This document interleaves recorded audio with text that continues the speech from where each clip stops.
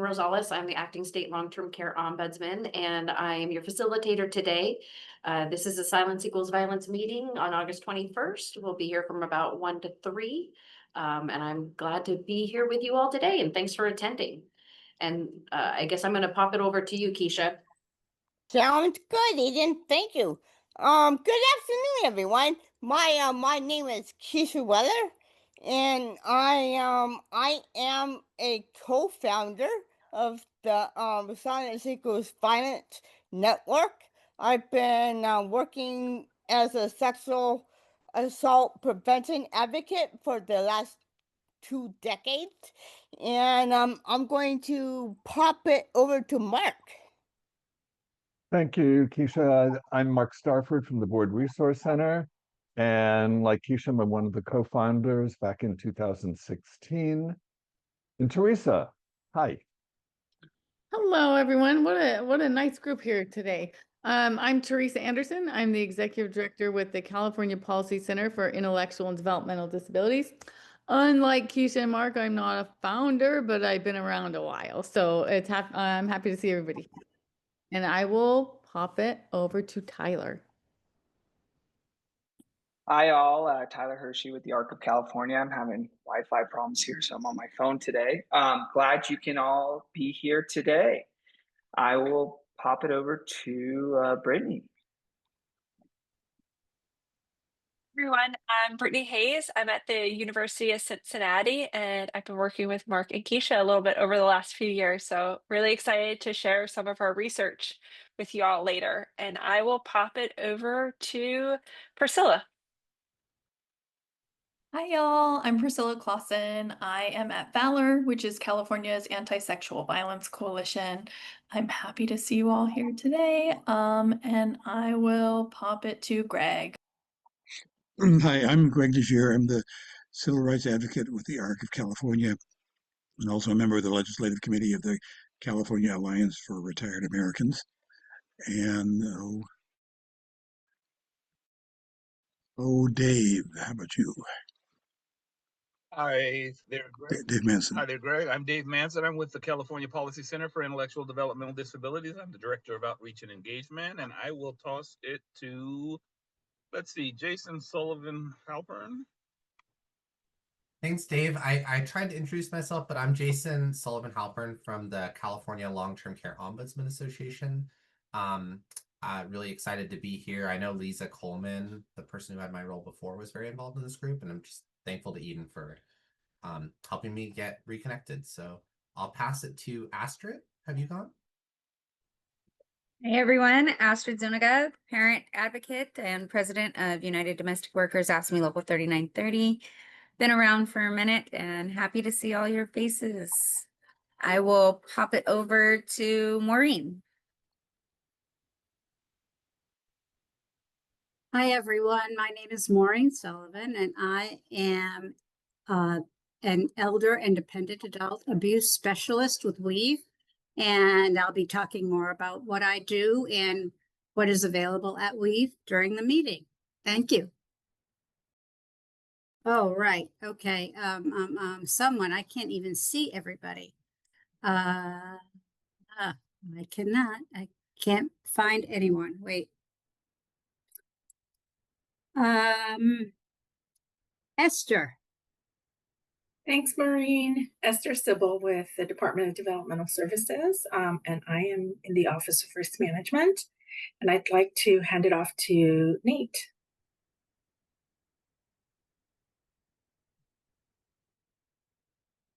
Hi, everyone. My name is Nathaniel Talion. Please call me Nate from the Department of Developmental Services. I'm also from the Office of Risk Management here at the department.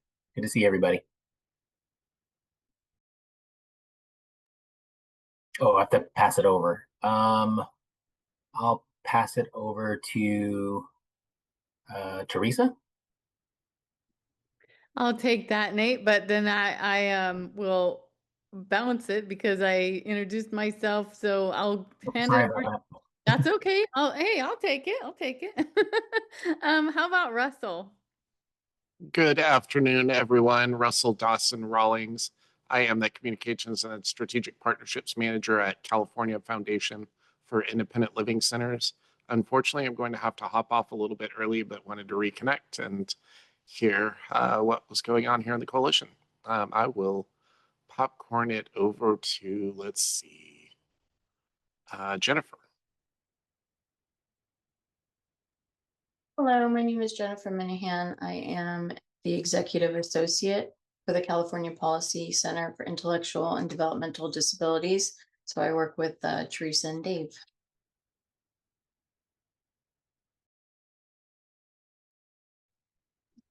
Okay, let's see. I will pop it over to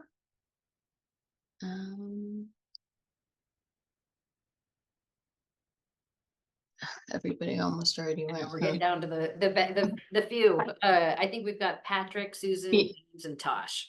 Okay, Patrick. Hi, everyone. Patrick Smith, Policy and Research Analyst with the California Commission on Aging. I'll pass it over to Marika. Hi, everyone. My name is Marika Melman. I am the Outreach and Engagement Analyst for the California Commission on Aging. Who else still needs to go? And I think I see Susan, James, and Tosh. All right, Susan. Oh, go ahead. Go ahead. Okay. My name is Tosh Villa. I'm a program analyst with the California Department of Social Services in the APS unit, and I will pass it over to Susan. Hi, good afternoon. My name is Susan Nguyen. I'm with Department of Social Services APS as well. And I'll pass it over to Jim. Hi, everyone. Jim Tajari. I'm the Program Administrator of Adult Protective Services within CDSS. Excellent. And then maybe Lena, did you get a chance to introduce yourself? No, sorry, I was having some technical difficulties. My name is Lena Lopez. I'm a DSP with Futures Explored, and we are teaching and developing curriculum for things like sexual health within our agency. And so I saw this in an email, and I'm very interested in learning some more about how we can support. I also do HCBS home inspections, and a lot of the homes that I've been visiting have a lot of senior citizens, which is a new group of clientele that we're working with and supporting. So I'm excited to be here and to learn. Great. Thank you. I'm sure, let's see, somebody had their hand up. Was it Jermaine? Yeah, so I'm Jay, a disabilities grant program coordinator with Weave. I work alongside of Maureen here. Prior to my role here, I've worked with the IDDD population for over 10, 12-ish years. So I'm really excited to be here and be a part of this group and learn more about this work. So thank you for the opportunity. Thank you for making time. Did I miss anybody? Raise your hand. Oh, there we go. Hi, my name is Sharon Krupinski. I'm the victim advocate here at Alta California Regional Center in Sacramento. Welcome. I just wanted to do a quick plug. Thank you all, first of all, for joining us today. All these meetings continue to grow every month, it seems. If you do have anyone that's interested in receiving more information about these meetings in the future, after this, I'll put my email in the chat. Feel free to send me their email and I can add them to our distribution list so they can get these bi-monthly invitation reminders, calendar reminders, as well as the agendas. So thanks. Yes, good reminder. Okay, and I guess just as a reminder for the group, since we do have a lot of new folks attending, is really a little bit about the Silence Equals Violence and really what this network is working towards. And it's really working towards changing how our society views abuse of older adults and people with disabilities. And so we're rooted in equality for all, where violence against people with disabilities and older persons is no longer inevitable, and where all people can fully exercise their rights. So we come together on a every other month basis to hear from each other, learn from each other, share the work that we're doing in hopes of collaborating or at least expanding what we already may or may not know. So I just wanted to thank you once again for showing up today. Please make sure that you give your information to Tyler if you're interested in this being a reoccurring meeting on your agenda or on your calendar. We very much appreciate your attendance because part of the value of this group is learning from each other. And the more folks we have in the room, the better that dialogue goes. And the more we are able to proceed in our own work with more sensitivity to all the populations. Felisa, welcome. We just did our round of introductions. So I think if you'd like to introduce yourself for the group, we have a lot of new people. I'm Felisa Gray. I'm a Deputy Director in Adult and Aging Services for Merced County and currently over Child Welfare Services. So. Great. So thank you for sure being here today. I'm sure your calendar was already full. So with that, if there are no immediate questions, then we can proceed with the agenda. And that brings us to you, Maureen. And thank you for your introduction. And thank you for being one of our presenters today. I know a lot of our attendees are here for you. So I will turn it over to you and give you your moment. Thank you. Thank you, Eden, and good afternoon, everybody. I am happy to be here and to share a little bit about WEAVE and what WEAVE does for older adults and persons with disabilities. And first, I need to give a little clarity around WEAVE. WEAVE is Sacramento's oldest rape crisis center. And because it started in that genre, rape crisis, domestic violence, its original acronym, WEAVE, stood for Women Escaping a Violent Environment. And many people still think that's what WEAVE stands for. And in fact, we were defined as such just a few days ago on the news. But a few years ago, looking at our changed mission and broadening the scope of our services and our populations that we do serve and wanted to serve, we've changed that acronym, same acronym, WEAVE, to When Everyone Acts, Violence Ends. So that broadens what we do and broadens also and elevates our objectives and our goals to be more inclusive and to look toward health, look toward what can be positive, if that is possible with our clientele. So with that clarity around WEAVE, I'm going to talk to you just a little bit today about abuse, how abuse is defined, the types of abuse I encounter with both older adults and persons with disabilities, some of the challenges to finding support and challenges both systemically as well as to the person, and what services are available, support services and other services here at WEAVE for those two populations. And up front, I do want to say I have more older adult clients than I do persons with intellectual or other disabilities, but I do have them. And every case I have worked on or issue I have had has been very complex and very complex with the legal system, I would say, because I've attempted and been successful in getting restraining orders.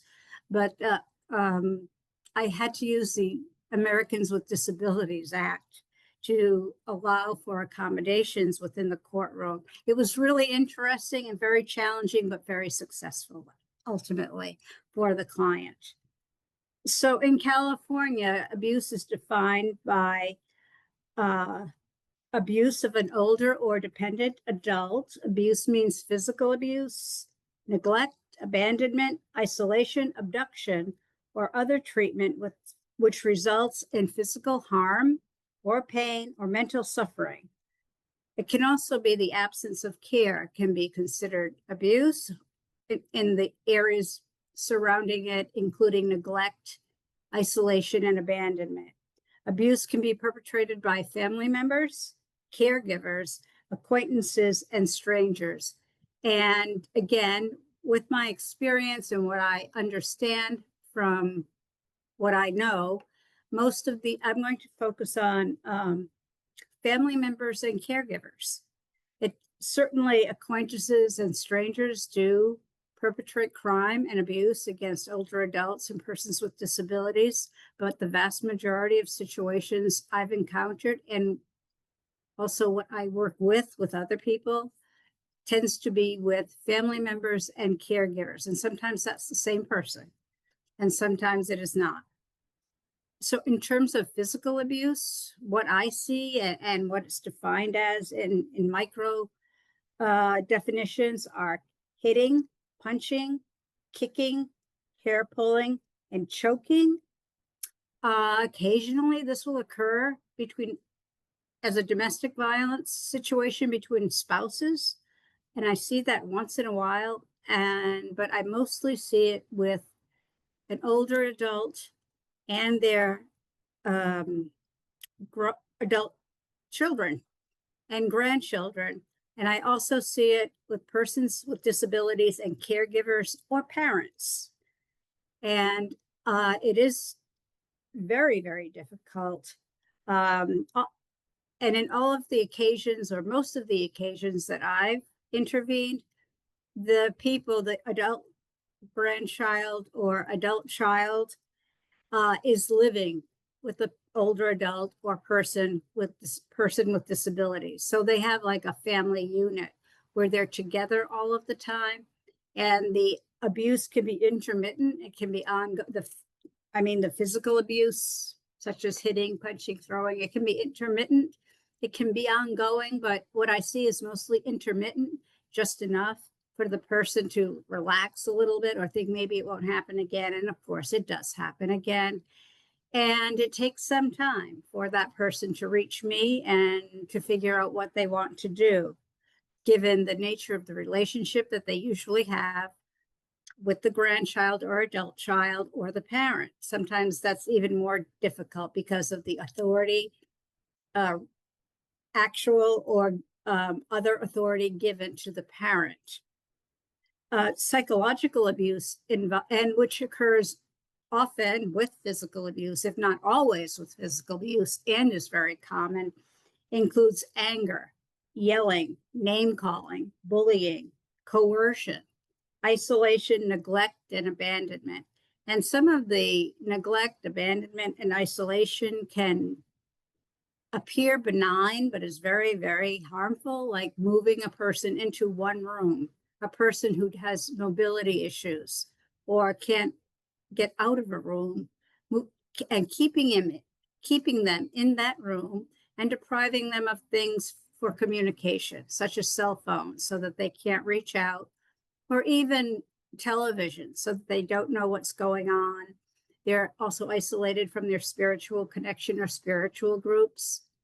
And sometimes it can be over-medicating or under-medicating with prescription medications or non-prescription medications, kind of like chemical restraining, and moving their mobility devices out of reach so that they cannot move, much as they might want to move.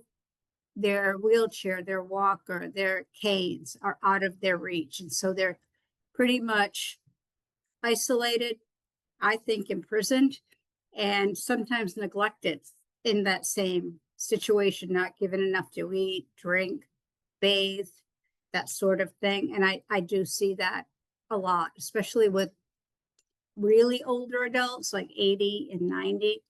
And again, persons with disabilities at any age. And then one that is very common, I'm seeing more and more, is financial abuse. And I know we all hear, I believe we all hear about the transnational scams that are emanating or out of China or India that get billions and billions of dollars, that they're like call centers for fraud. Call up, hi, click on this and give me all of your money, kind of a thing. And that's an exaggeration, but I see every day kind of fraud and identity theft, again, committed within that unit, that family unit, where there's an older adult or a person with disabilities and a caregiver or an adult child who may be the caregiver and may not be the caregiver, maybe the named caregiver, maybe a reluctant caregiver who is in that role simply because they live there and don't know how to do caretaking of an older or dependent adult. And what happens is either intentionally or unintentionally, this is the pattern I see, the adult child or the caregiver is provided with the PIN number for an account for their grandparent, parent, or caregiver with some kind of trust for a certain activity that the person, the older or dependent adult person wants done or needs money for. Now, and what often happens is that PIN number is kept. And I think my feeling is due to the relationship, it's an enmeshed relationship and an interdependent or a mutually dependent relationship. Confrontation by the older adult or the dependent adult is unlikely because of that dependent enmeshed relationship. So sometimes if the other person demands that card back or you've gotten the money, you did the shopping, thank you, can I have my card back?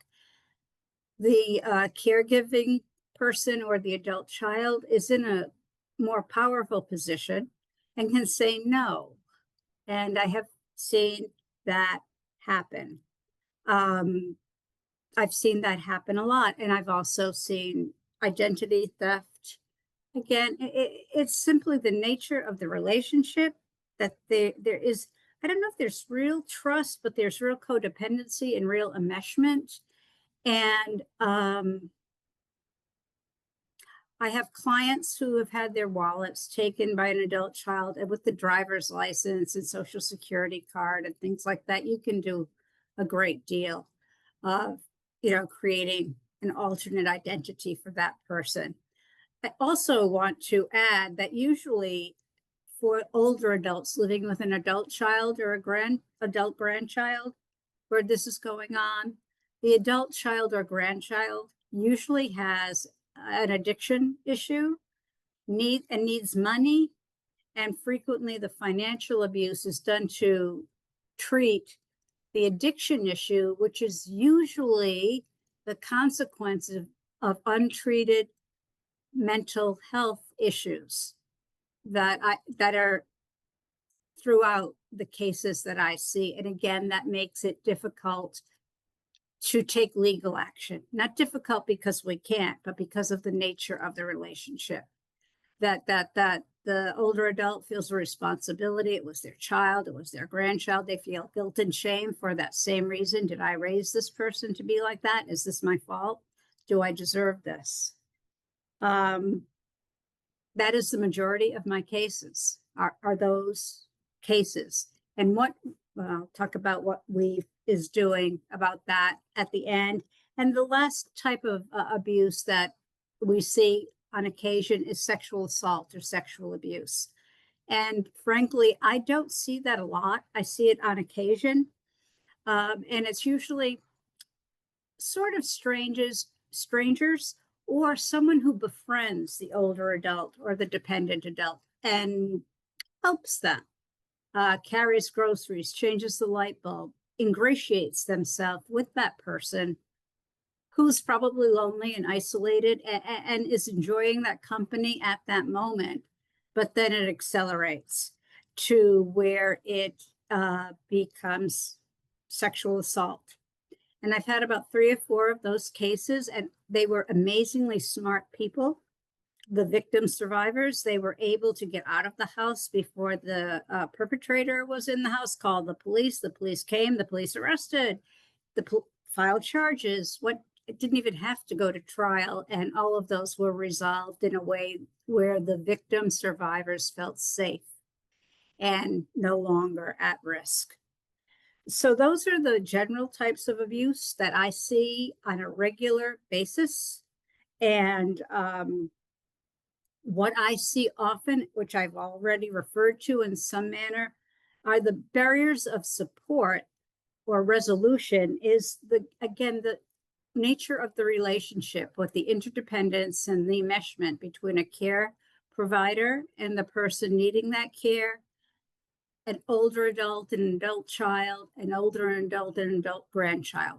There's an enmeshed relationship a lot of codependency, a lot of mutual need.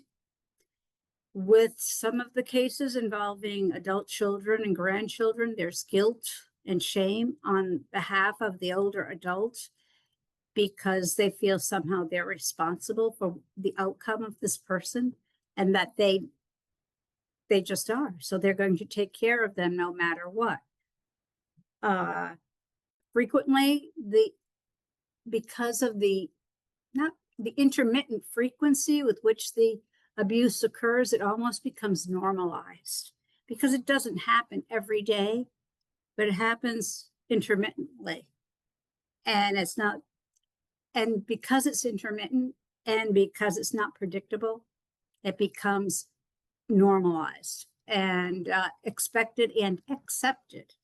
And it might also be accepted and normalized if the person in their parents had a violent relationship or they saw abuse in other forms within their family or friends or peer groups. Isolation, if they're isolated, not the way I discussed, but simply living alone and do not drive any longer, don't know how to use their computer as well as others may, they become isolated. People become isolated and unable to figure out how do I get from here to there? How do I get to the police station? How do I call WEAVE? How do I call APS? What is APS? And will that help? And should I get help? What happens if I get help? Will it be worse? Those are the kinds of things that stop, I have found, people from taking action beyond the first call. Also, financial limitations, whether imposed by financial abuse or because they're low-income individuals, they can't just get out and find another place to live or pay for a second rent. And that limits where they can go.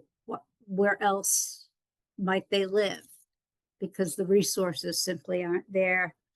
And one of the reasons they're not there, and this is one of my new soapboxes, is the lack of affordable housing for older persons and persons with disabilities. We simply have none, have so few compared to the need that it is, I don't know, it seems that we are not going to be able to solve that problem right now. Also, I think when it comes to those persons who reach out to law enforcement for help, that there's a disconnect with law enforcement because there has not been training at all given to law enforcement about how to communicate with older adults or persons with disabilities, both physical, disease-related, or intellectual disabilities. They do not know. Law enforcement just has a stereotype. Like if they're old or disabled, I'm not going to be able to understand them. They're not going to make sense to me. So I'm going to, in a way, dismiss them because I don't know how to do otherwise. For instance, I have some clients, they have a little dementia, but they can talk, they can make sense, they can tell the truth, but they may be slow to answer. They may need to pause. They may need to put their thoughts together. And that's not helpful to the law enforcement person. It's not helpful to them, the client either. They may have had strokes, multiple strokes. So they're slower in providing an answer and their answers do not flow, but the right information is there. The important information is there. And the same with people with Parkinson's or any kind of disability that, just any that impedes communication as the world seems to know it. And I find that that's half of the, not half, I find that that's for those people who report and then get interviewed by law enforcement. I don't think it goes much further in my experience because of the lack of training on behalf of law enforcement. And I'm not singling them out. Others are not trained either, but that is where kind of the rubber hits the road if you want to move forward with a complaint and prosecution. Let's see.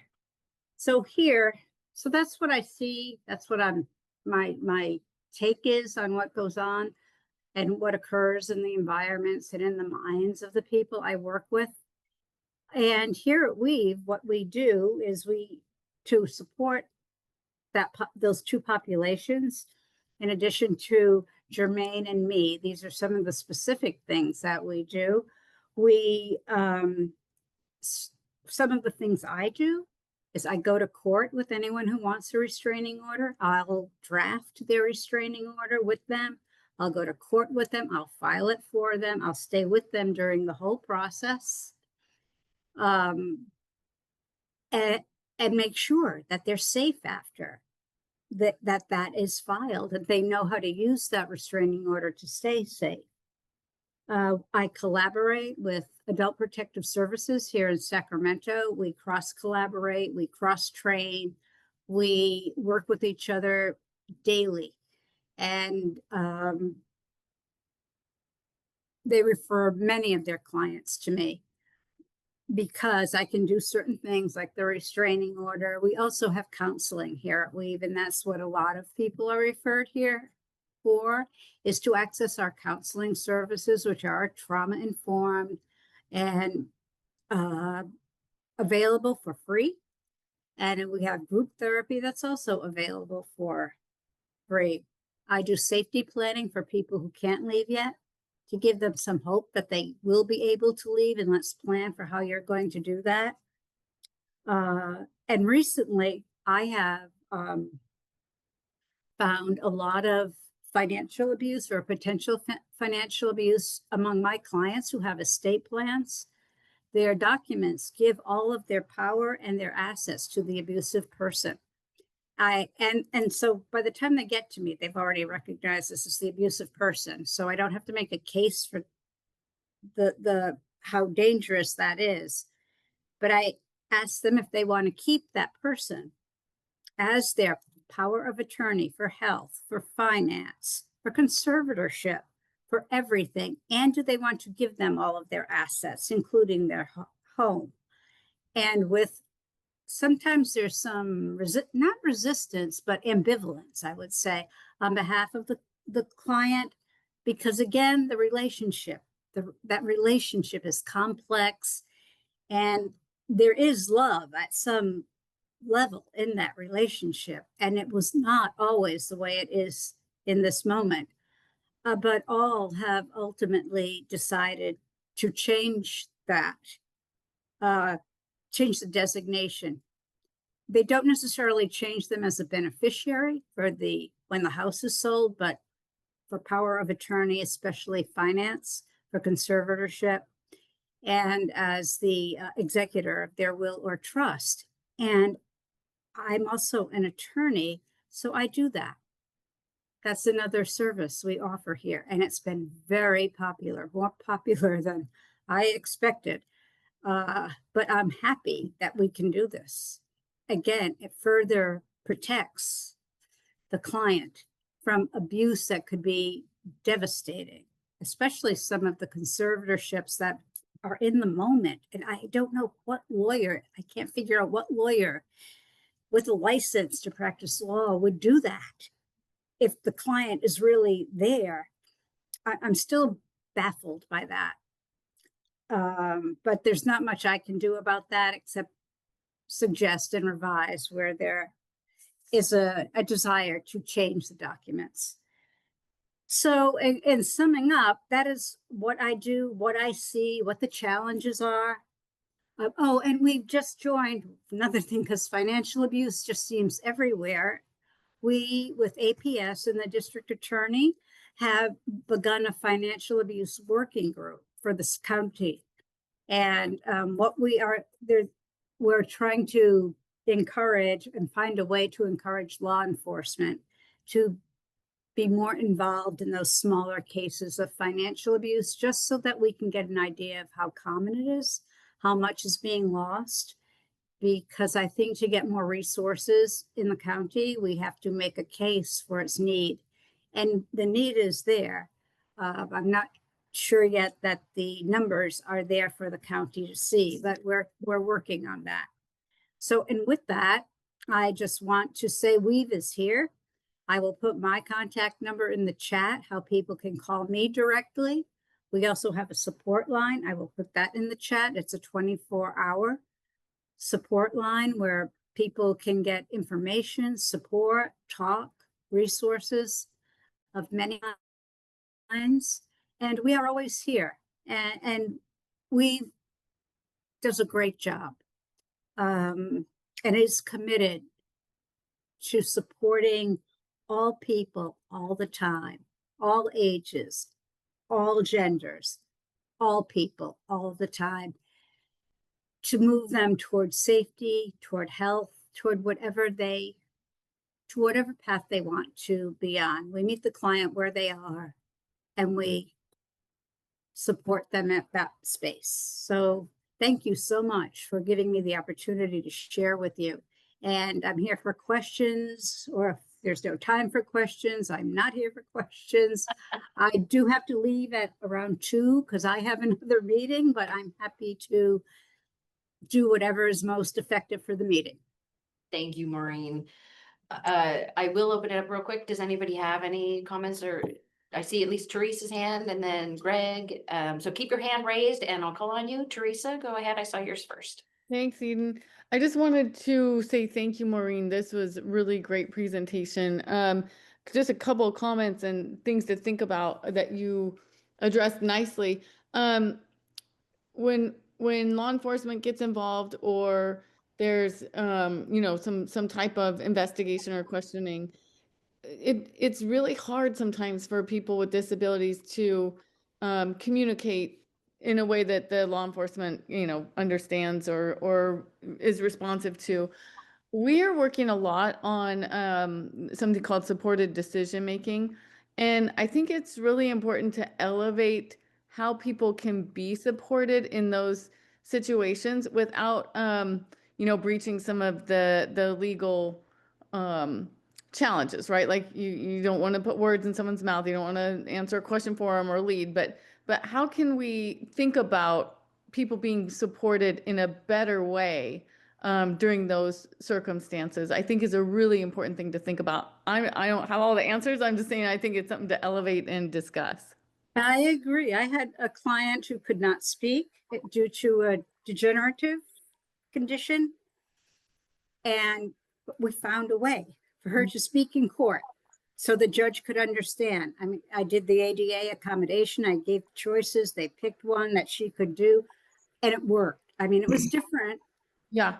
But the judge, of course, was very amenable. And so was the Office of ADA at the court.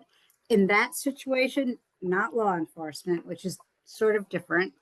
We did a training for the California sexual assault investigators, and they were really, really great about receiving the information. But understanding, like for people who do have nonverbal communication or different types of communication, like we did a demonstration. It took a person who uses the eye gaze technology to communicate 11 minutes to answer one question. So it's slowing down, it's taking the time, it's understanding that there are support people there for a specific role. Maybe they're not, there's often concern that maybe the person in their life could also be the perpetrator. So you don't, there's a lot of fine lines to walk. Yes. Yes. But the training and the understanding of supported decision making in those contexts, I think would be really important. Yes, I agree. Thank you. Thank you. That was a great presentation. Greg. Hi, Maureen. Hi. Did you read the Sacramento County Grand Jury? Yeah. That's why. Yes. I'm sorry, I interrupted you, but I know. Well, yeah. What do we do about that? Well, that's what we're doing. Yeah. With the district attorney, APS, Weave, McGeorge, I don't know, the Attorney General's office, we're trying to figure out the next steps. And I'm not going to comment on the grand jury's report. I did read it, and Yeah, I read it, and I work with those people, and I don't think it's because of a lack of interest. What the problem has been, according my understanding, is the problem is the rate elevating it up from law enforcement to the district attorney. They don't get they get some reports, but they don't get a lot of information around financial abuse. So that's one of the things we're working on with training on that, is to how to encourage or incentivize law enforcement to at least give the information to the district attorney. And from that, we're hoping we have enough information to show, in terms of persons affected, amounts lost, the need for more support within the district attorney's office to prosecute. It's a long road. Yeah. Do you have any sense of how much the rest of the state is in the same situation Sacramento is? I know of only 2 counties who have a dedicated district attorney or part of a district attorney for financial use, and I'm not correct necessarily, but I know San Diego and Riverside.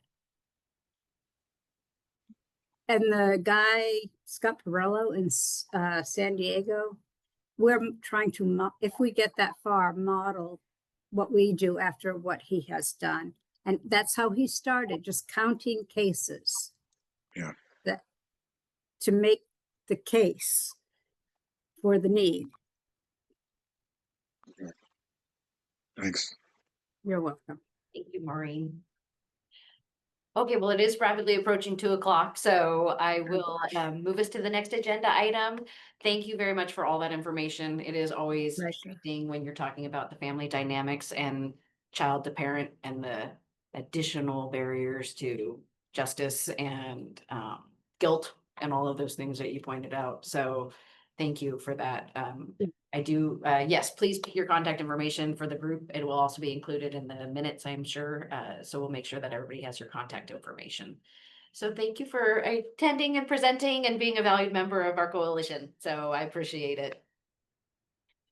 I believe that moves us over to Keisha Weller, our own Keisha Weller, who is on our planning committee, and she's going to talk to us a little bit about accessibility and why that's important that we create our documents with those tools in mind, because of course the work that we do is only as good as we can communicate that. So Keisha, I'll turn it over to you. Thank you so much, Eden. Good afternoon, everyone. What does accessibility mean? Accessibility means designing communication and information in a way that everyone can understand, use, and benefit from, regardless of ability or background. It's a fundamental step to ensure that all people can exercise their human rights fully and equally. Accessibility is in context of written words, literacy, websites, and general information is about the ability of all people, regardless of disability, to have access to and understand the information effectively. It ensures that no one is excluded from important knowledge and communication. Written words.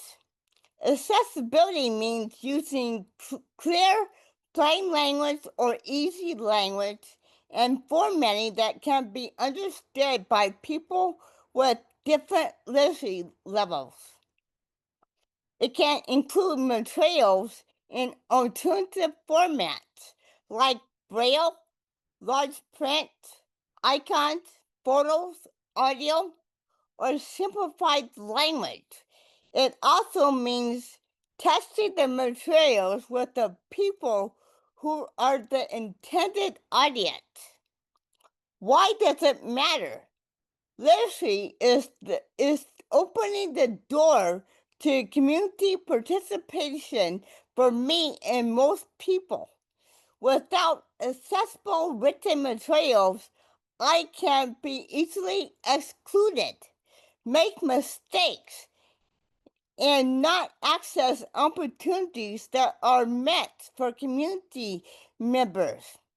Like, for example, I have been a member of many boards and committees in the disability rights field, and too many times I get meeting agenda and information packets that is way too complex to read and understand. So at meetings, I'm not able to participate, and some of the time I am voting for things that I really don't understand what I'm voting for. And this is total nonsense. This is very frustrating, and some of the time a facilitator is provided to review and highlight, but not the entire packet. Websites. This involves having our websites and other online tools so they can be used by people with disabilities, like screen readers, captions, understandable text, keyboard navigation for people with difficulty using a mouse. It also includes content that is understandable and easy to navigate for users with cognitive or language barriers. Most important, have people with disabilities or your intended audience test the site and provide recommendations on any changes that they need to access it. Why does this matter? When websites are too difficult to use, it denies people equal access and can violate the ideals of equity and non-discrimination. Like, for example, I use the UCLA Health website trying to find a medical doctor. I spent time looking, and I finally gave up. I had to call and wait on hold to speak with someone. I was not given information on how to find a doctor, so I realized I could have trouble if I needed to find a doctor quickly for a problem. Safety. Access to information in a way I can understand is crucial for making informed decisions. Reporting crimes against me or emergencies about me and my personal health situations. Not having accessible safety information can lead to harm or prevent people like me who are survivors from protecting themselves, reporting abuse, and going through lengthy interviews about abuse. For an example, after an incident of abuse, I was interviewed about what happened, and the words used were confusing, and I was not believed. I have written many articles about what happened to me afterwards. I will add some more if I'm comfortable with sharing my story. But summary, what is accessibility? It means that making everyone sure that they have their ability, no matter their language, ability, or background, can read, understand, and use information. Accessibility in written words, plain and easy language with pictures, large print, few words on a page, braille and audio versions, accessibility online, screen reader capabilities, keyboard navigation, captions in alt text, clean structure in simple language, access to safe and vital information, emergency alerts in multiple formats, health and safety reporting that is easy to understand. Why this matters to me is that I want it to be safe, healthy, informed, especially in emergencies. Accessibility are human rights. Without access, rights can't be used. Accessibility isn't a bonus, it's a right. And I have some questions for Silence Equals Violence members. Was there something that you became aware of during my overview that you can implement in your current position? And the next question is, does your agency or organization test materials before sending them out to public? Example, WID, the World Institute on Disability, tests emails and documents before sending them out to make sure they are understandable to people who are the intended audience. As a survivor of abuse, I have had many experiences getting papers from agencies about what to do, but I didn't understand them.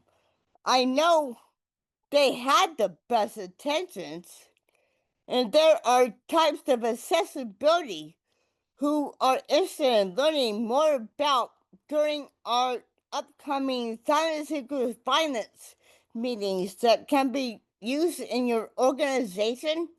We can locate speakers to help us learn more. Thank you for listening to my presentation. Thank you, Keisha. Any questions or comments or responses to our questions posed to the group?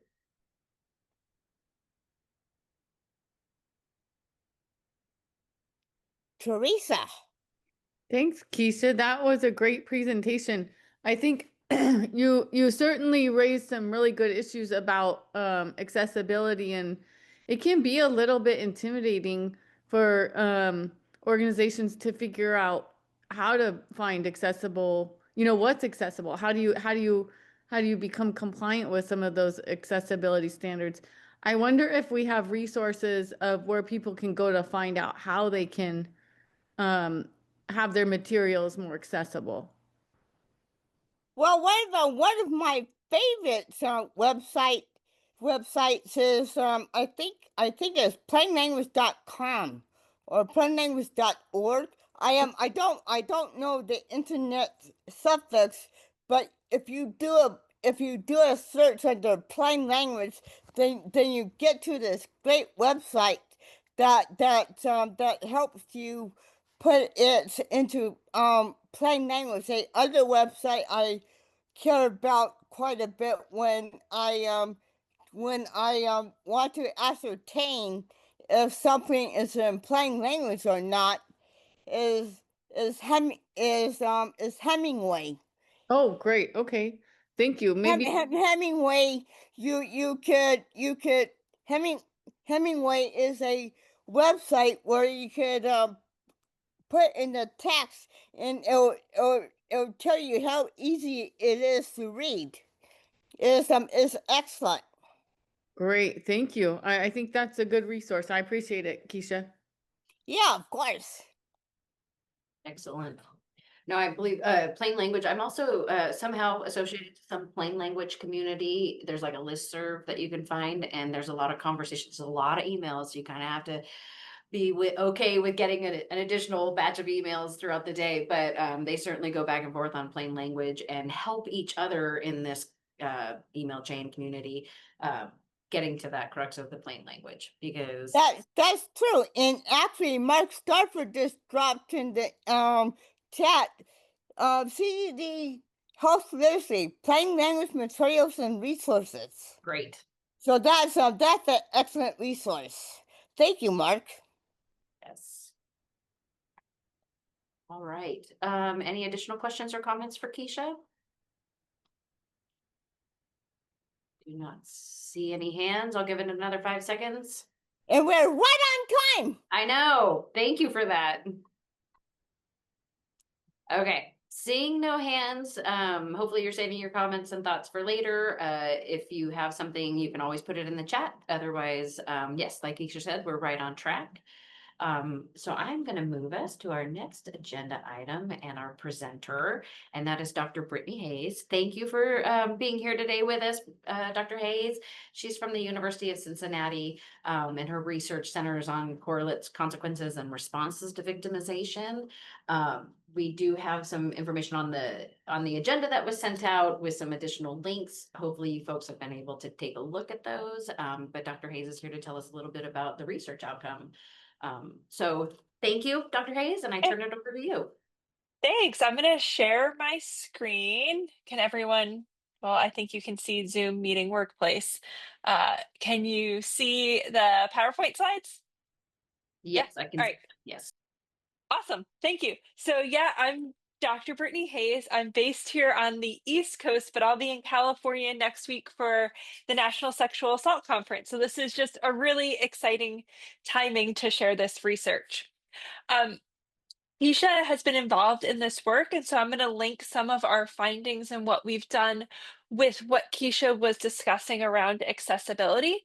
But while you have to listen to me talk, there are multiple people involved in our team. That includes Leanne McKinsley at the ARC, as well as Rochelle Powers and Amanda Simmons, also at the University of Cincinnati. We also had an incredible team of students, and so we would not be anywhere without their amazing, amazing work. We also receive funding from the Office of Violence Against Women. So I do have to say, anything I say, they don't necessarily support or doesn't reflect their views.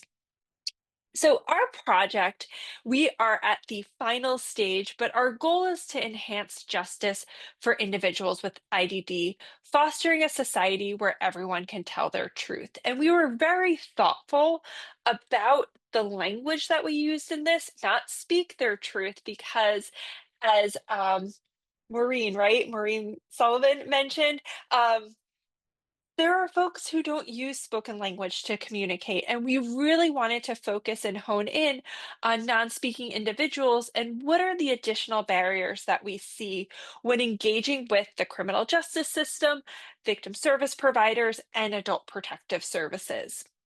And so in our work, we did a systematic review, and that is the boring academic stuff that we have to do to keep our jobs. But we also did a policy review, and that was of victim service agency websites, as well as law enforcement agencies' websites. And as Keisha mentioned, these websites are super important.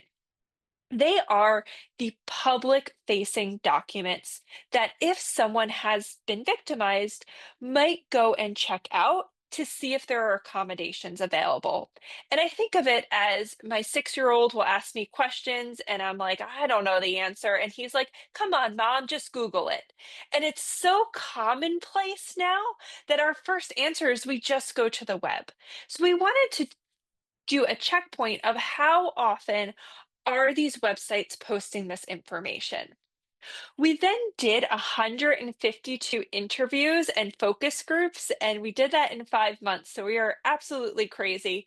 But with individuals with IDD, caretakers, who are often the folks' parents, and practitioners. And this included law enforcement, it included victim service providers, it included disability advocates, and it included adult protective services. And that's who I'm really going to focus in on today. But before we jump in, I do want to highlight the findings from our law enforcement analysis of websites. And so it should likely not be surprising that many states did not have information about disability on their website. And so we picked 4 states. So from the 4 regions, Ohio, Florida, Arizona, and New Jersey. Ohio and Florida were our home states at the time. Arizona is a partner with the ARC and they do a lot of sexual violence programming. My colleague said I am not allowed to say that New Jersey is the best state and that's why we picked it, because I'm biased because I'm from there. But New Jersey has been at the forefront for a lot of disability related policy. And we can see that slight uptick there in New Jersey. But if we look across all 4 states, only about 1 in 3 mention disability in some way, shape, or form on their website, right? This is not a disability as accommodations. This could be disability as we do not discriminate based on disability. So we see really low numbers. We also did a targeted search for autism because it is the IDD that receives the most attention, and those numbers are even lower across these agencies.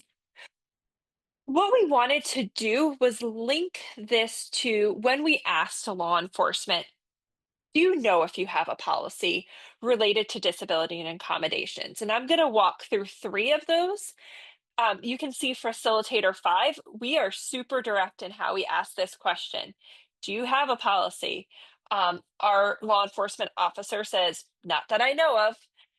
Facilitator 7, so again, reinforcing that it wasn't just one facilitator asking this. Do you have any policies? Don't think so. We have guidelines on how to interact with people, which, is super helpful as law enforcement in terms of knowing how to interact with people.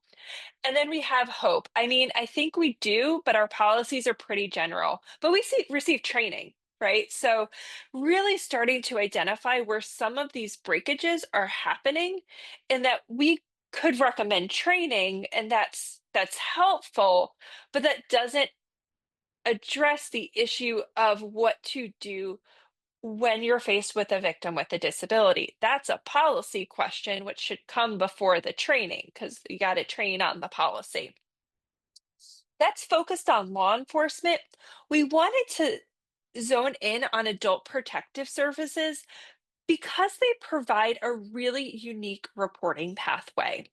So an individual with an IDD could report to both law enforcement or adult protective services for some types of crime. And when we think of adult protective services, we tend to think of elder abuse.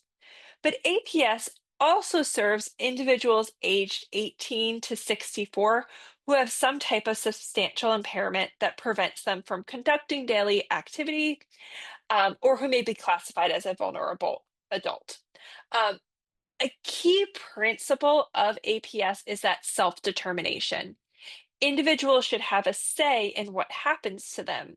And our question that followed from this was, well, what happens if the individual is non-speaking?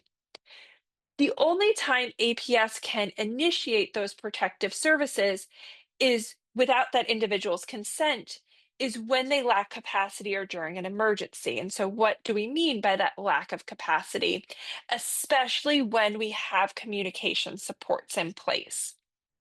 So it's really unclear of how these choices are being conveyed and what supports are being provided. What was an additional layer that we were not anticipating when we began this work, and it seems like some of the folks on this call, especially the work of Valor, is starting to acknowledge is like, who's the mandatory reporter for each state? And so we were a nationwide project in Ohio. Not every person is a mandatory reporter, which protected us as researchers in some ways. But if we were interviewing someone from Texas or Florida and every single person in that state is a mandatory reporter, well, now we've entered and opened a can of worms. So with that, for adult protective services, if someone is experiencing abuse, neglect, or exploitation, they could go these 2 different routes, which creates complications within the reporting process and then navigating and working across these systems. What I want to spotlight are the accommodations that were discussed in our APS interviews. So the first one was slow down and using supports. The second one was this idea of transferring and referring. And the third one was the use of forensic interviews. And that was something that as a team, we did not expect. And it we interviewed APS as some of our very first participants, and we were shocked at how quickly and how frequently the use of forensic interviews came up.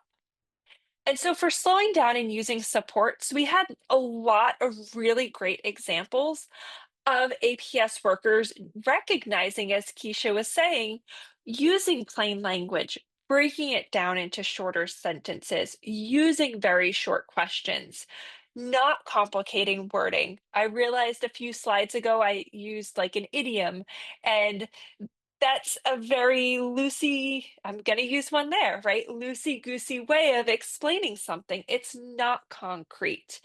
So keeping things simple. A lot of really great examples of picture diagrams and using one's body or drawing or using different supports to facilitate that communication.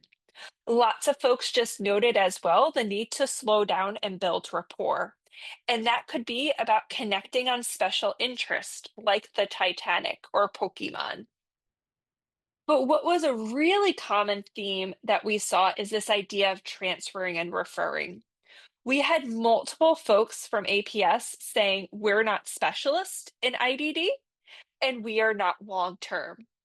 And that begs the question then, who is the specialist if Adult Protective Services is designed to serve adults age 18 to 64 who have substantial impairments in their daily living activities? Right? So who are the specialists that we're transferring folks to if it is not APS?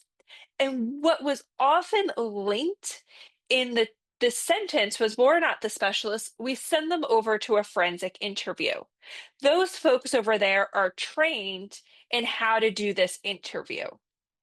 What's crucial though about a forensic interview is they're often recommended to be short, one-time sessions that, if we go back now 2 slides, we need to build rapport. So how we build rapport with a brand new person in this one-time session really begins to highlight the tensions that are happening. What was also really common was that these forensic interviews were housed in child advocacy centers. And you can see this quote by Natalie, because they have someone trained forensic interviewers that interview children or someone who is on their level. There were many, many, many examples where folks with IDD were compared to children, and that interviews should be conducted the same way that we conduct interviews with children. So much so that we had an entire code that we developed around the infantilization of individuals with IDD. And we see it really clearly in the connection to forensic interviews at the child advocacy centers. So what did we learn? Right? APS workers have tools. They're using them when working with clients with a disability, and that they differ in some ways from working with older adult clients. These tools are also at their disposal, right? Drawing, right? I have paper all over my desk. I've got pens here.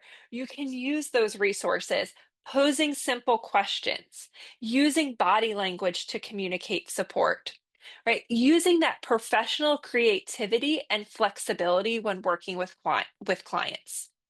But many, many APS workers did not see themselves as experts in IDD and frequently referred clients to other agencies.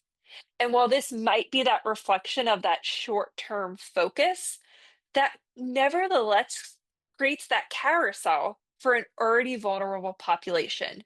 We know abuse is repetitive. We know abuse tends to be ongoing, especially when the individual knows the perpetrator.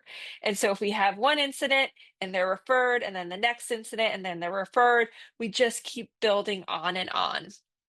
And also, adults with IDD should be interviewed in settings for adults, not one for children, and ideally ones that are soft, comfortable, and trauma-informed.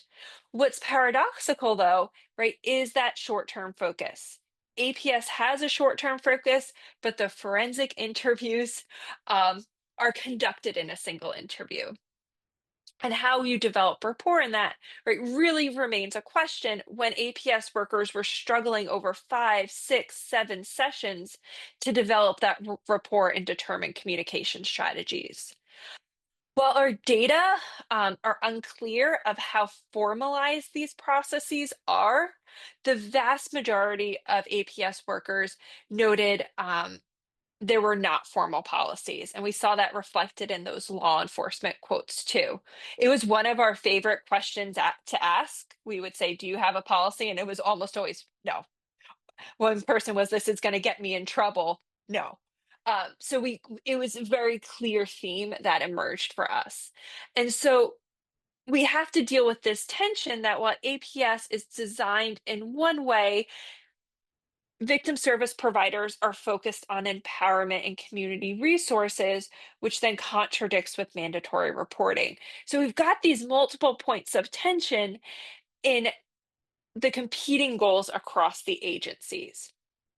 And then I love this quote from one of the interviewees, and they said, well, I got to say what we're doing right now isn't working. And so how do we build on what we have, right? The supports that, right? My paper on my table, slowing down, asking simpler questions. But then this is just a really great plain language way of saying a good accommodation is time, right? That's a community member quote. I can't get any more plain language than that in just slowing down and not speeding through this information. So what does this mean? What can you do? I'm looking at the chat over here. More plain language guides. Thank you, Mark. How do we make research more accessible? How do we make the work you're doing more accessible? And I love the quote and the motto of the disability community, nothing about us without us, because that's plain language, right? And so from the get-go, our research team has been really well aware of including folks with IDD throughout the research process. And so that includes defining the problem, and that includes dissemination efforts, right? Keisha's here today presenting and sharing some of the lead up to this work. Keisha is co-presenting next week. We've had lots of folks. I saw you on mute, Keisha. Yeah, I am so excited to co-present with you at the National Sexual Assault Conference done by Valor US. Yes. Yes. So we've had conversations with Keisha and other folks in the beginning of what is the problem? How do we define it? What are the questions we want to ask? And then really focus on the dissemination end of it. And the key aspects of the research process is that transparency. I think about the research I did as an undergraduate, where they told me if I worked super hard, I would get a summer job. And many years later, I won't say how many, I am clearly still very angry that they scammed me and was like, well, it wasn't a summer job. It was just to see how fast you would do this task, right? So being clear in the work that we're doing, right? We said from the very beginning, we want the findings back to the community. We have an incredible team. We will make it work however we have to do that. And so we have 4 presentations in the next 2 weeks to ensure those findings are reaching the community. It's being flexible. As academics, if you don't show up to the 11 o'clock meeting, by 11:10, I've moved on to my next thing. I've got my hour back. I'm super happy. When we were scheduling interviews, we had to explain to the students, there's a 3-hour block of time. You might have to do a Zoom. You might have to do a phone. Here's how we're going to work through. Being flexible with folks and meeting them and making sure that they have what they need for the interview. And then the last part is really thinking about that communication and language. And so I'm going to put our flyers up here. One is our original flyer, and one is our plain language flyer that we worked with. I think Keisha and Mark helped us with this one. I know they helped us with the interview guide. But on my left, I think it's your left too, in digital world, is the academic language. Much like law enforcement, we use a bunch of jargon. I got to put it on there. I thought I had to put it on there. And so as a first step, right, a really actionable tool, we might not love AI, but we can put that into AI and say, put this into plain language to get a starting point. It's not like our undergrads or our graduate students where I'm going to take what it put me and I'm going to submit that and not even double check what AI did for me. We took the AI and then we had conversations with multiple partners. Okay, now how do we do this better? It's an iterative process that was ongoing. I will say, this is still not accessible. I work at a university where the colors are red and black. The arc is orange. Thank goodness Rochelle Powers left the University of South Florida. Otherwise, we would have been a Christmas tree on this flyer. And so it's really navigating these different tensions of being accessible, but still having to have that branding for your organization. In terms of communication supports, we created both visual schedules and social stories for that process. So we can clarify expectations. You know what's coming. You can improve independence and respect autonomy. So I think one of the questions was like, how can I bring this to our agency? Well, that's our hopefully next step is we want to develop these tools and make them free and accessible so that folks can adapt these information and toolkits for their particular agency. So our funding's just under review, so fingers crossed. But here's an example of what we've done. This is our visual schedule for the interview. Again, our first take at it and then what we ended up going with. We shared the original version with a number of folks, and they were like, that's not super inclusive. We're like, yes, it's not, because those images are from the major programs that are typically used on communication devices. And so we initially used those for consistency with the devices, but they're not inclusive. And so you'll see our updated version on the right-hand side. What is also important is if I was doing this big presentation, like I'll be doing next week for Valor, you'll see that barriers to reporting, supports, policies, recommendations, it's exactly how our presentation is structured, and it is the big themes of our interview. So folks knew what was coming, right? There were no surprises in the questions we were asking. And so you can make these. I've made them for our little guy when we go on vacation, right?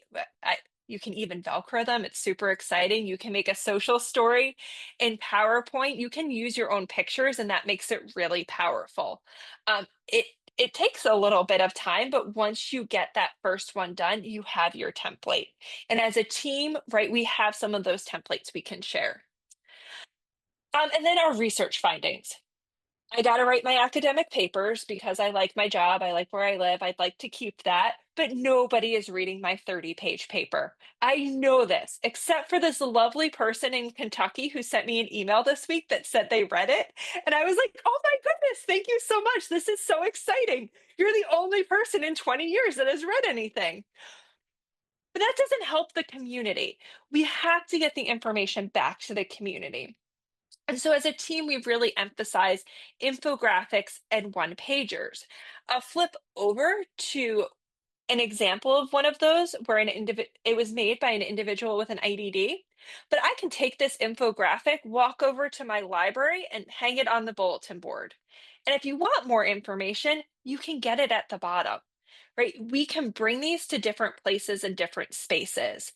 It's also important that we're doing this early in the process, right? If what I'm saying today doesn't make a whole lot of sense, we can take that back, we can integrate it, and we can think of different questions to ask.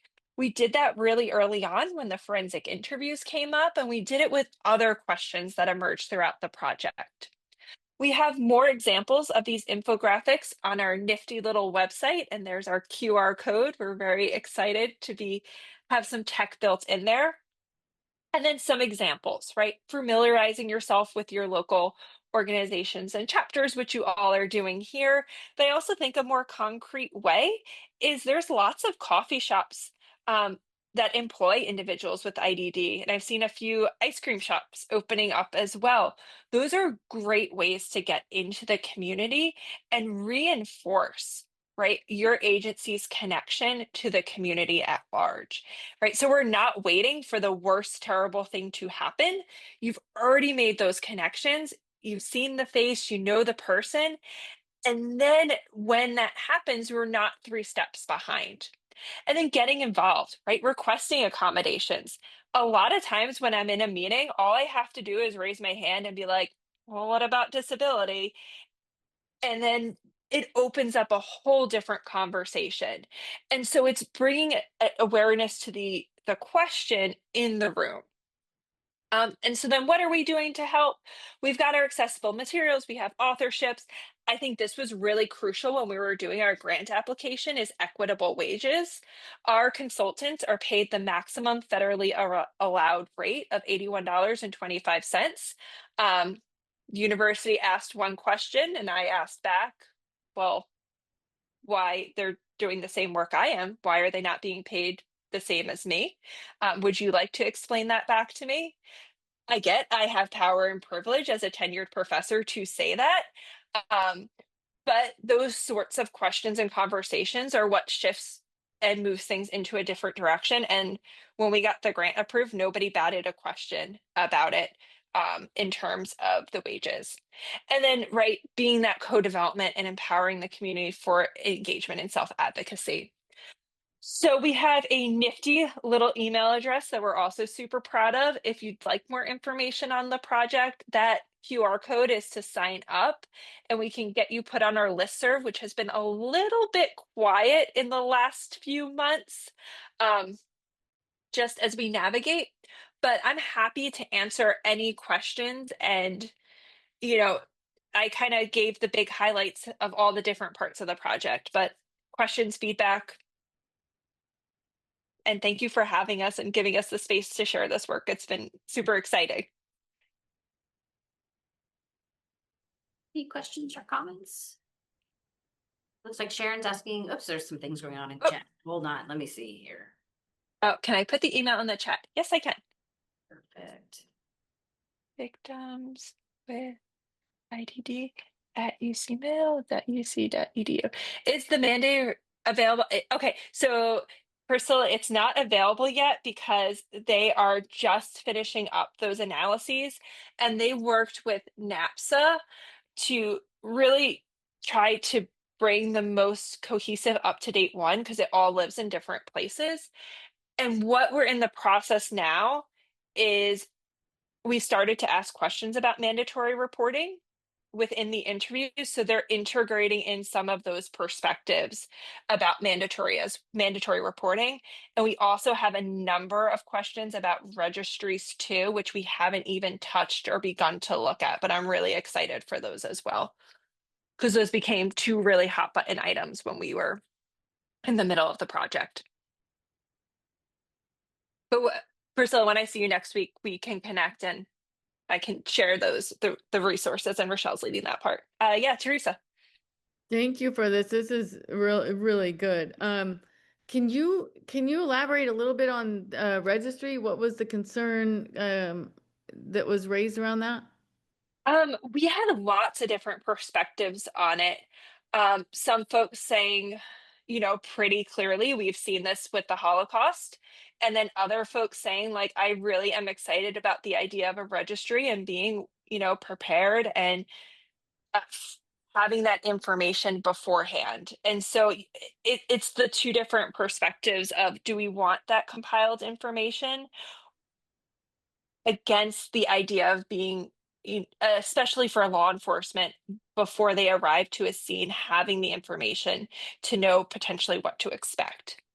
Yeah, there was a few years ago legislation that looked at creating an opt-in, you know, in California. It'd be something, and I know Astrid's on the call too, but like a smart 911 kind of feature that would be statewide.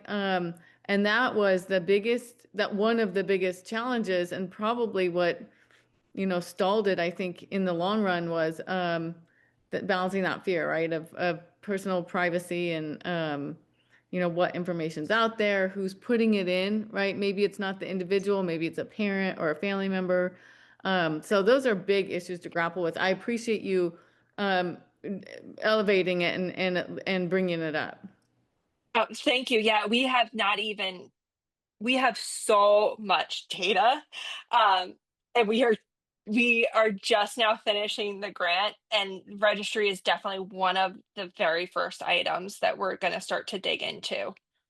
And just a little bit of a side trip, and Astrid might be able to speak to this. She's co-chair on the Senate Bill 882 Advisory Council in California, which is a council that was put together to look at all law enforcement training and what's relevant, and then what works, what doesn't work, but also make recommendations. So she'd have a lot more on that. But those are, I really appreciate you bringing this forth. Thank you. And thank you for giving us the space to just share our work. It's been really excited how well received it's been.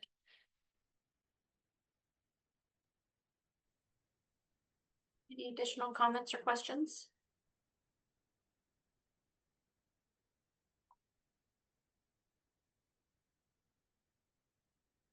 Cool. Thank you. Yeah, I appreciate that. And I did appreciate the examples that you have in your presentation, especially with the graphics and things like that, because just being a visual learner, it certainly helps to understand what you're trying to communicate. So thank you for those examples. All right, Dr. Hayes, you're more than welcome to stay with us. If you have to jump, then we completely understand that. We look forward to having you back maybe again. So up to you, but thank you. Thank you for having me. I'm going to hop off on the East Coast time. So I that's really right. appreciate it. And I'm really excited to hear all the things that you all are doing. Feel free to reach out. We're happy to support in any way, give presentations, provide resources, whatever your agency needs, we're here. So thank you, everyone. Thank you. Have a good evening. Bye. Okay, well, we are doing really good with time. We're staying on track today. 2:30 brings us to the policy section, and I did not have a chance to talk to Patrick before today, so hopefully, Patrick, you're comfortable enough to open up your mic if there's additional legislative bills or policies that we should be paying attention to. I know we've had some action on legislation relating to sexual assault victims. So, Patrick, I think you were here. I've lost my screen of all the attendees. Is he still with us? Yeah, I'm here. Okay. Oh, good. There you are. So yeah, I don't have anything on legislation for sexual assault victims. Obviously, it's pretty tight time right now in the legislature. I was in the appropriations hearing yesterday for one of our bills related to increasing access or extending the sunset clause for teleconferencing. So a little background: 2 years ago, the commission sponsored a bill which extended the teleconferencing abilities for state bodies, so that people who serve on state bodies could more easily access meetings and didn't have to come in person, especially for those who are older or have disabilities. So that bill went through appropriations yesterday. But like I said, it's pretty busy right there. I know a lot of you have probably heard in the news about the redistricting fight. That's been a big thing in the legislature right now. So that's the only thing that I have on legislation right now. Don't have too many more updates. I don't know if anybody else has legislative updates, but that's where our focus has been. And then preparing for the next year as we look to sponsor a few more bills. So if any of you want to be in communication with me on things that the commission can help on, we're always open.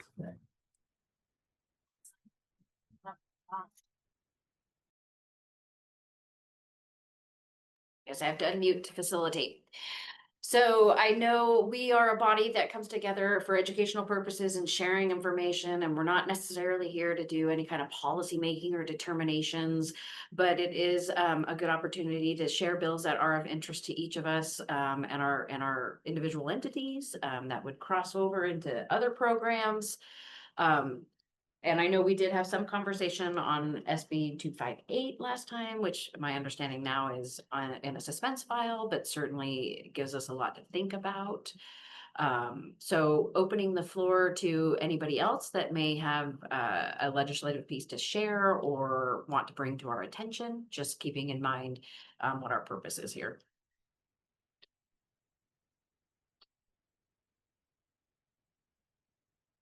Okay. I know the legislature is back temporarily before they go out again. Patrick, do you have the date of when, not to put you on the spot again, but they're only back in for a few more weeks before they disband? Yeah, I think I'm trying to remember. I think the suspense hearing is next Friday, so that's when all the bills that are on suspense file will be read off, and we'll see which ones move forward. So that'll be the big date before another break, and then final floor sessions where we see everything that's passed on to the governor to sign. So Okay. Thank you, Jason, for that date. It looked like September 12th. He dropped in the chat. Jason is actually from our local Ombudsman Program Association, and they do a lot of legislative work. And so obviously, Jason, I don't want to put you on the spot either, but if you want, you're more than welcome to unmute and tell us about some policy that you're working on. And if not, that's okay too. We're just coming off of the success of getting, I really appreciate that, Eden, the shout out. We're just coming off of the success of getting some 3-year funding for the local long-term care ombudsman programs in California. We were able to do that through a special legislative budget request with Eden's office's support. But the thing that we're actually looking at, I don't know how applicable it is to this group, but is we're starting to look at the process for SB 1249, which is the bill that passed last year that would be sort of reframing the AAA system in California. And I know that CDA has started work on that because they're supposed to issue some regulations by September 30th, 2026. So although that's kind of a past and future thing, we're kind of squarely at the outset of that process. And I would encourage people to look into it if they don't know much about it. Excellent. Thank you.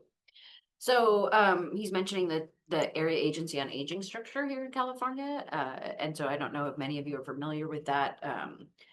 Through the Older Californians Act, established basically a system of delivery of services. And here in California, we have 33 service areas. And within those service areas are area agencies on aging. And those are contracted providers of Older Americans Act programs, one of them being Ombudsman, another being HICAP and some nutrition services.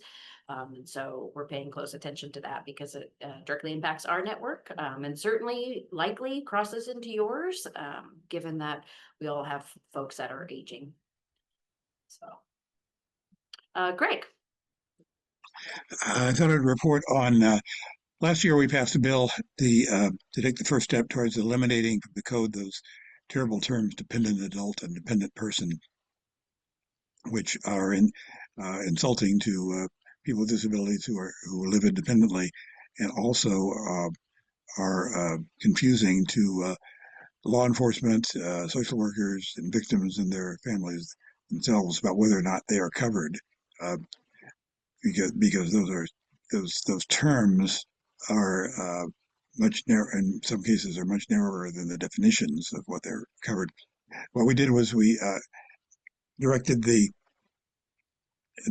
Law Revision Commission, working with a working group of concerned groups and individuals, to develop a report to the legislature recommending the amendments necessary to the codes to carry that out, and the terms used to replace dependent adult and dependent persons.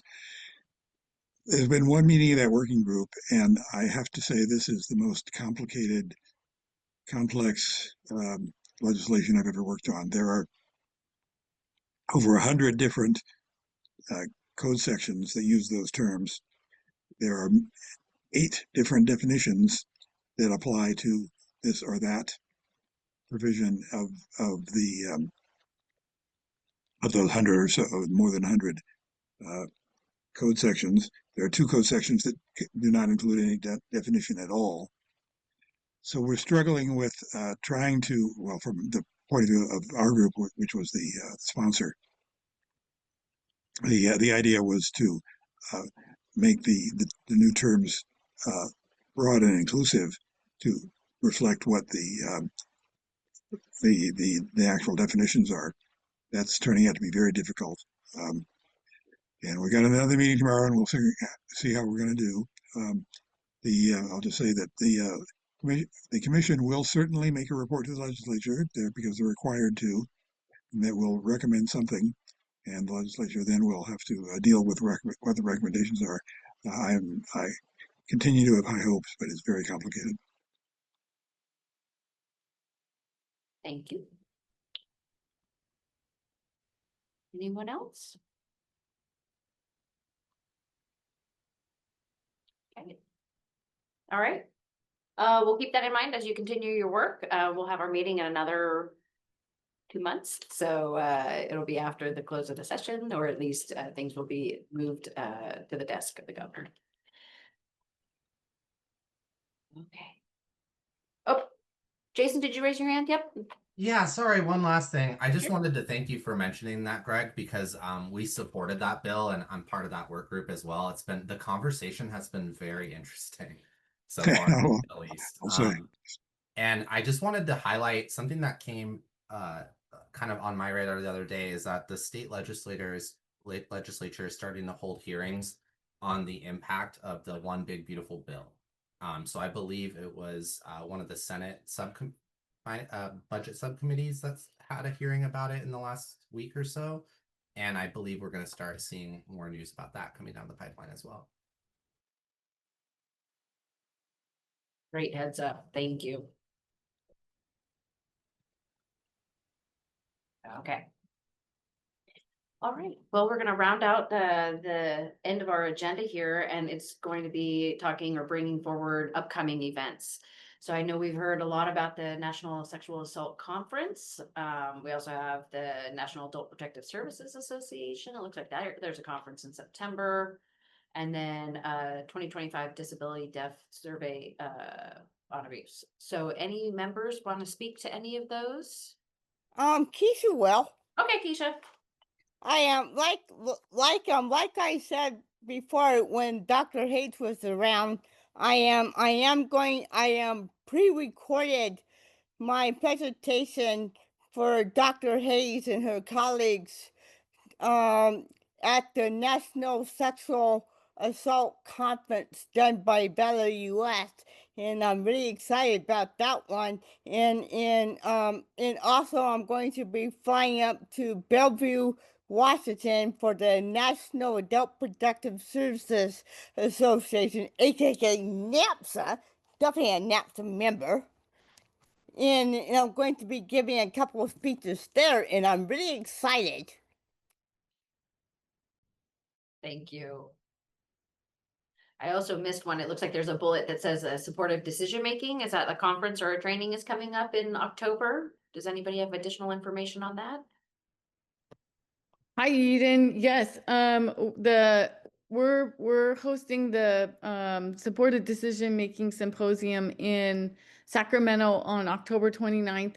Dave will have it'll be up on our website. Dave, do you have any additional information? I know we're getting the agenda finalized and all that's going, but we'll get the save the dates just about ready to go out.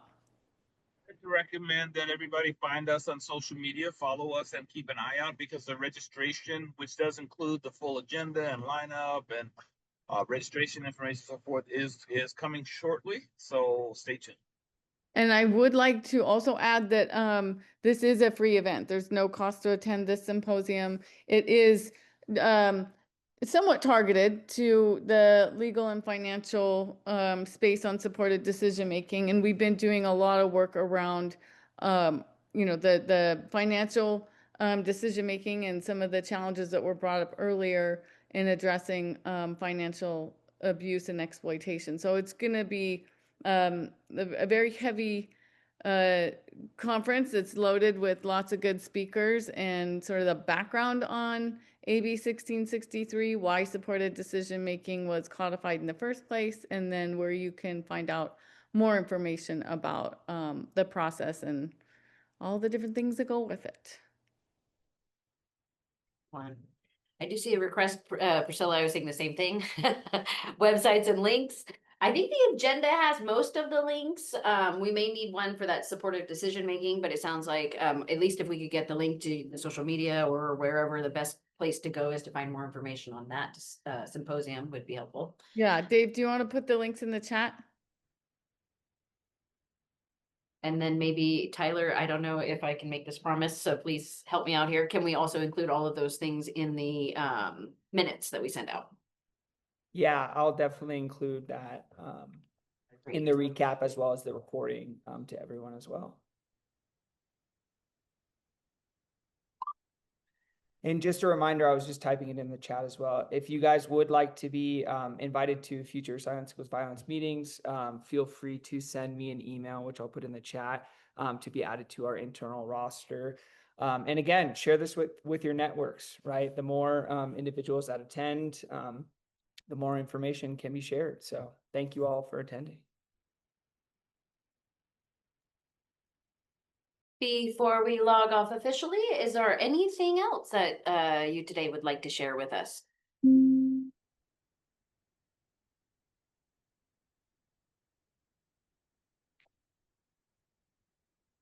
All right. This is Keisha, one of the co-planners of the Silence Equals Violence Network. I want to give a hearty welcome to all the new people that joined us today. And we hope that you got a lot of what you saw at the Silence Equals Violence Network meeting today. And we definitely hope you come back. Everybody have a great day. Definitely. Thank you. October 16th, that'll be our next meeting. So we hope to see you here. We'll get you the summary. And of course, you'll be receiving the invitation to the next meeting. Hopefully it's on your calendars already. Bring a friend, bring a colleague, bring somebody that's just interested in the issues that we discuss and learn about. Yeah, so see you in October. Thanks, everyone. Thank you. Thanks.